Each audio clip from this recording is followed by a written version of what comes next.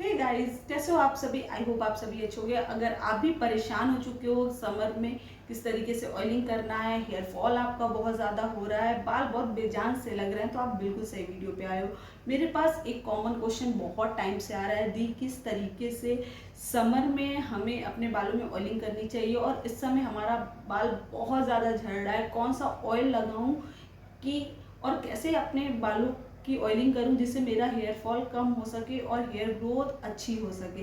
तो सब कुछ इसी वीडियो में बताने वाली हूं। तो चलो वीडियो को स्टार्ट करते हैं। कोई भी पार्ट स्किप मत करना, नहीं तो फिर कंफ्यूज हो जाओगे कि मैंने क्या बताया था और समझ नहीं पाओगे कायदे से और गलतियां कर दोगे। सबसे पहले, जब भी आप समर हो, विंटर हो या कोई भी सीजन हो, जब भी आप ऑयलिंग शुरू करें, ऑयलिंग शुरू करने से पहले आपके बालों का सुलझा होना बहुत ज़रूरी है। तो देखो, मेरे बालों की हालत कुछ ऐसी हो रखी है, मेरे बाल भी अभी सुलझे हुए नहीं है। तो अभी आप ही के साथ मैं अपने बालों को सुलझाऊंगी और फिर बताऊंगी कौन सा ऑयल और किस तरीके से ऑयलिंग करनी है, क्योंकि बहुत ज़्यादा कन्फ्यूजन है आप लोगों के माइंड में। तो चलो सबसे पहले कॉम्ब कर लेते हैं। तो सबसे पहला काम करेंगे बालों को सुलझाना। तो मैं फटाफट से अपने बालों को सुलझा के आपसे मिलती हूँ। देखो गाइज, मैंने अपने बालों में जो ऑयलिंग है वो अब करनी स्टार्ट करनी है। सुलझा लिया है बाल। अब आपको ऑयल कौन सा चूज करना है, तो देखो जितना ज़्यादा लाइट हेयर ऑयल हो सके, अगर आपकी हाई पोरोसिटी है, लो पोरोसिटी है, जो भी आपका हेयर टाइप है, कोशिश करो लाइट हेयर ऑयल को इस्तेमाल करने के लिए, क्योंकि ऑलरेडी जो समर है उसमें हमारे बालों में बहुत ज़्यादा स्वेटिंग होती है, जिसकी वजह से हमारे बाल जो हैं झड़ते टूटते हैं। अब देखो क्या होता है, हम गर्ल्स 99.9% आई थिंक गर्ल्स जो होंगी वो समर में अपने बाल जो है घर में हैं अगर, तो वो बन बना के रखती हैं। अब बन बनाने से क्या होता है, बालों पे यहाँ से खिंचाव पड़ता है। कितना भी लूज बन बनाओ, थोड़ा बहुत खिंचाव तो पड़ता ही। अगर आप परमानेंट बन बना के रखते हो तो ऐसे में भी आपके बाल झड़ने लगते हैं और आप सोचते हो मेरे बाल क्यों झड़ रहे हैं। तो एक ये भी रीज़न है। और ऑयल को तो बिल्कुल ओवरनाइट तो छोड़ना ही नहीं है आपको। समर में आप मैक्स टू मैक्स 1 से 2 घंटे के लिए ऑयलिंग कीजिए, ताकि आपके बालों में ऑयल के जो न्यूट्रिशन है वो भी पहुंच जाए और आपके बाल खराब भी ना हो।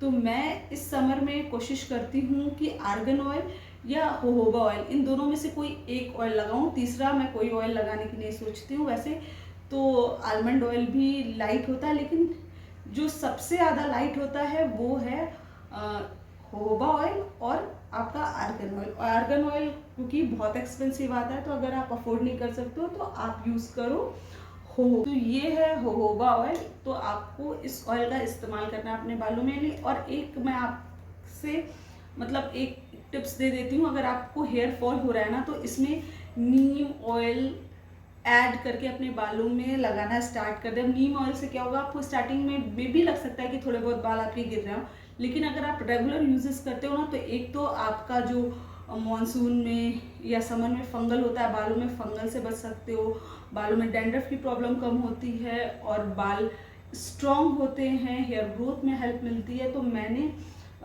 जो नीम ऑयल जो मैं यूज़ करती हूँ वो ये वाला नीम ऑयल यूज़ करती हूँ। मैंने ऑलरेडी ऑयल प्रिपेयर करके एक रखा हुआ है, ये देखो अभी इतना सा बचा हुआ है। तो मैं बहुत ज़्यादा समर के टाइम में इन्फ्यूज़न अपने बालों में इन्फ्यूज़न नहीं ऑयल बनाती हूँ, बस 1-2 इंग्रेडिएंट के साथ ही इन्फ्यूज़न करती हूँ ताकि ऑयल बिल्कुल भी हैवी ना हो। और मैंने इसको धूप में रख दिया था लगाने से पहले, तो ये अच्छी तरीके से लुक वार्म है अभी। तो बस इसको मैंने निकाल लेना है। इसमें मैंने ऑलरेडी मिक्स करके रखा हुआ है आपका नीम ऑयल। बस अब इस ऑयल को निकालिए और फटाफट से अपने स्कैल्प पर, और इस समय आपको बिल्कुल भी अपने स्कैल्प को रगड़ना नहीं, क्योंकि ऑलरेडी जो आपकी स्कैल्प हैं, स्कैल्प पे हेयर है वो नाजुक है, कमज़ोर है, हेयर फॉल हो रहा है। तो ऐसे में आप किसी कॉटन की हेल्प से या फिर किसी ड्रॉपर की हेल्प से अपने बालों में ऑयल लगाएं। इससे आपके बालों में हेयर फॉल की जो प्रॉब्लम है वो कम होती हुई नज़र आएगी। अब एक दिन में रातों रात चमत्कार नहीं होता है, तो बिल्कुल भी ऐसा एक्सपेक्टेशन मत रखें कि आज ऑयलिंग की है तो आज के आज ही हेयर फॉल होना ख़त्म हो जाएगा। आपको थोड़ा सा वक्त देना होगा। नीम ऑयल को ऐड करके लगाइए, आपके बालों पे बहुत अच्छा होगा। और आपको अगर बहुत ज़्यादा समर में डैंड्रफ की प्रॉब्लम होती है तो आप चाहो तो ऑयल की जगह आप नीम ऑयल मतलब जोजोबा ऑयल की जगह आप नीम ऑयल और एलोवेरा जेल मिक्स करके अपने स्कैल्प पर लगा सकते हो। उससे क्या होता है ना, आपके बाल जो हैं वो स्कैल्प में डैंड्रफ है तो आपको इतनी इशू नहीं आएगी, आपकी स्कैल्प भी स्मूथ होगी, इरिटेशन भी दूर जाएगा और फंगल भी। अब मैंने ऑयल जो है वो अपने स्कैल्प पे लगा लिया। अब मैं हेयर लेंथ पे लगाऊंगी। बहुत ज़्यादा इम्पॉर्टेंट होता है हेयर लेंथ पे भी ऑयलिंग करना, क्योंकि अगर आप हेयर लेंथ पे ऑयल नहीं लगाओगे, और जब भी आप हेयर लेंथ पे ऑयल लगाओ ना, इसी तरीके से लगाओ, ऊपर से नीचे की ओर, बस ऐसे ही करके आपको हेयर लेंथ पे ऑयल लगाना होता है। इससे क्या होता है ना, आपके जो हेयर हैं वो कम फ्रीजी होते हैं और आपके बालों में एक शाइन ऐड होती है। तो बस इस तरीके से लगाना है। एंड्स में काफ़ी अच्छे से ऑयलिंग करनी है, क्योंकि एंड्स का हिस्सा ड्राई हो जाता है। तो बस एंड्स को अच्छे से नरिश करके लगाना शुरू कीजिए। अभी सब बताऊंगी आगे कि क्या करना है, कैसे आपको स्टीम लेनी है, नहीं लेनी है समर में। पेशेंस बनाए रखिए और बने रहिए वीडियो में, एक एक चीज़ मैं बताऊंगी। अब देखो, समर में कोशिश करो अपने बालों को 24 घंटे बन बना के मत रखो, और अपने बालों में आप क्लैरिफाइंग शैम्पू का इस्तेमाल करना शुरू कर दीजिए। वीक में एक बार तो कम से कम क्लैरिफाइंग शैम्पू इस्तेमाल करिए ही करिए। अब मैं जो आज हेयर वॉश करूँगी वो क्लैरिफाइंग शैम्पू से ही करूँगी, और अभी मैं जो क्लैरिफाइंग शैम्पू यूज़ करने वाली हूँ वो भी मैं आप लोगों को दिखाती हूँ। सब कुछ मैं आप लोगों के साथ शेयर करूँगी आज। देखो, ये ऑयल ऑलमोस्ट ख़त्म हो गया है, मैंने इसको बना के रखा था।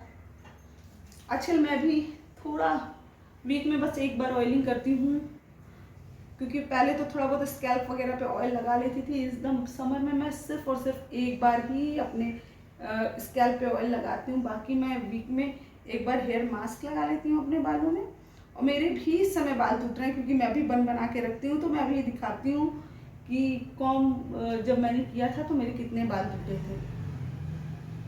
मेरे 5 से 10 बाल टूटते थे जब मैं बहुत ये इधर मेरा हेयर केयर भी उतना अच्छा नहीं चल रहा है गाइस। जैसा कि मैंने आप लोगों को बताया था कि बीच में तबीयत थोड़ी ख़राब हो गई थी, फिर अभी एग्ज़ाम्स हैं तो नहीं उतना हो पा रहा है केयर, क्योंकि स्टीम करने के बाद अभी फ़िलहाल स्टीम देने की मुझे ज़रूरत नहीं पड़ती है इस समर में।